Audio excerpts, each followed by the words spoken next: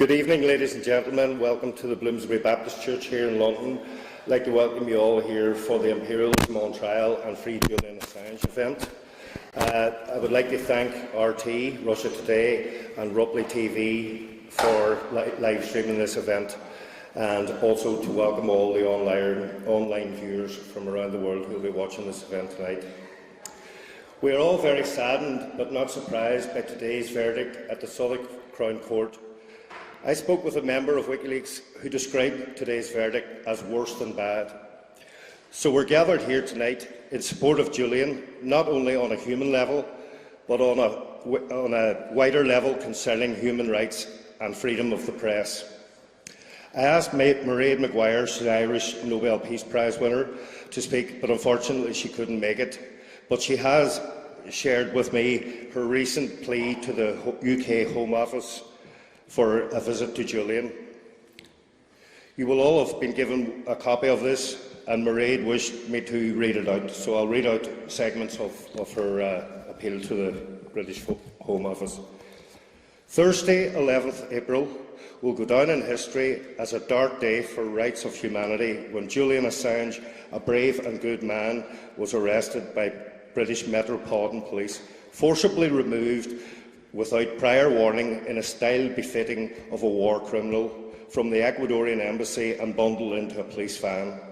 It is a sad time when the UK government, at the behest of the United States government, arrested Julian Assange, a symbol of freedom of speech, as publisher of WikiLeaks, and a world leader and the mainstream media remain silent on the fact that he is an innocent man until proven guilty, while the UN Working Group on Arbitrary Detention defines him as innocent.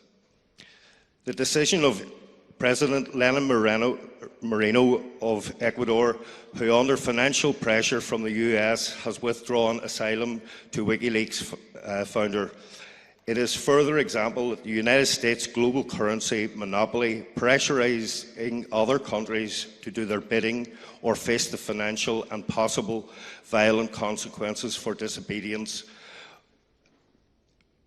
Julian Assange has taken asylum in the Ecuadorian embassy 7 years ago precisely because he foresaw that the US would demand his extradition to face a grand jury in the US for mass murders carried out not by him but by US and NATO forces and concealed from the public. Mairead goes on, I nominated Julian Assange on the 8th of January 2019 for the Nobel Peace Prize. I issued a press release hoping to bring attention to the nomination, which seemed to have been widely ignored by Western media. By Julian's courageous actions and others like him, we could see full well the atrocities of war. The reason of the files brought to our doors, the atrocities our government carried out through media. It is my strong belief that this is the true essence of an activist, and it is my great shame I live in an era where people like Julian Assange, Edward Snowden and Chelsea Manning and others are willing to open our eyes to the atrocities of war, and they are haunted like animals by governments, punished and silenced. Therefore, I believe the British government should oppose the extradition of Assange, as it sets a dangerous precedent for journalism, whistleblowers and other sources of truth the US may wish to pressure in the future. The man is paying a high price to end war and for peace and non-violence, and we should all remember that.